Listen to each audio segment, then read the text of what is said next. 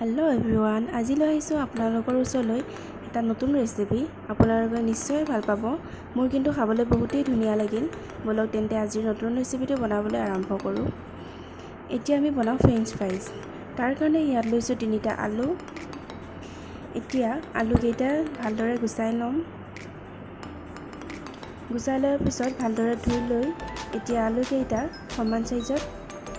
কাটি লম মই সৰু সৰু টুকুৰা কৰি কাটি লৈছো আপোনালোকে নিজৰ সুবিধা অনুযায়ী কাটি ল'ব পাৰে এতিয়া মই সসপেন এখনত পানী দি গৰম হ'ব দি তাতে মই আলুখিনি দি দিছো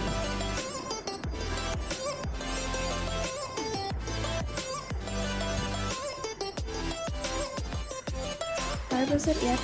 অলপমান নিমখ দি 10 মিনিটৰ বাবে ৰাখি দিম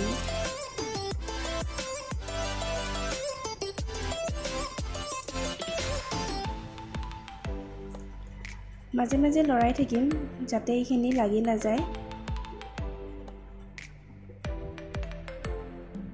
ইয়া প্ৰায় সিজিয়ে গৈছে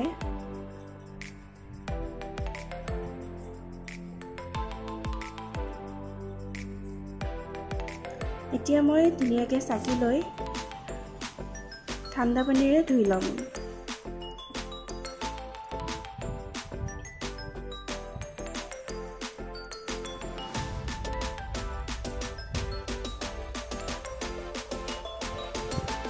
এতিয়া শুকান কাপোৰ এখনত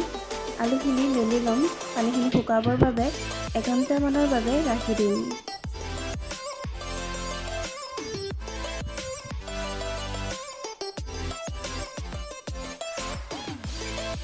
ইয়া আলুখিনিৰ পৰা পানীখিনি একেবাৰে শুকাই গ'ল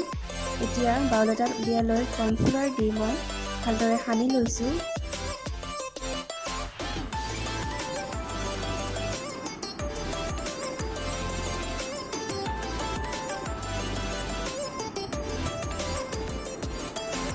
এতিয়া কেৰাহীখন গৰম কৰি লৈ তাতে ৰিফাইন তেল দি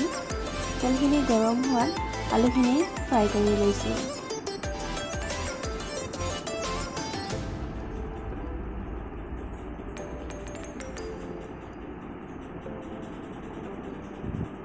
এইখিনি হৈয়ে গৈছে প্ৰায়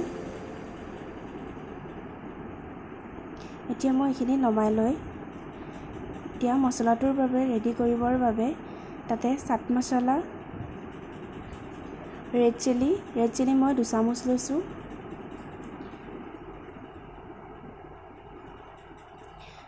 জিৰা গুৰি অকণমান লৈছো আৰু অকণমান নিমখ দি গোটেইখিনি ভালদৰে মিক্স কৰি লৈ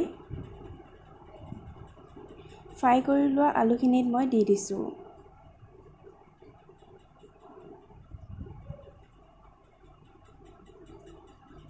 এতিয়া ভালদৰে মিক্স কৰি লম